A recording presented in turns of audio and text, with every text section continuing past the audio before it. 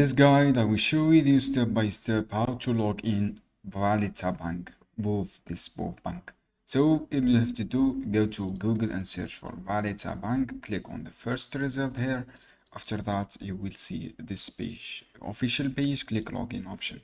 As you can see here, from login page, you see this option. You have to enter your user ID. For example, this is my user ID. This is just for example, and this just for six letter.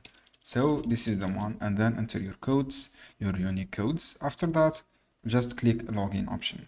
You can see here this option, login.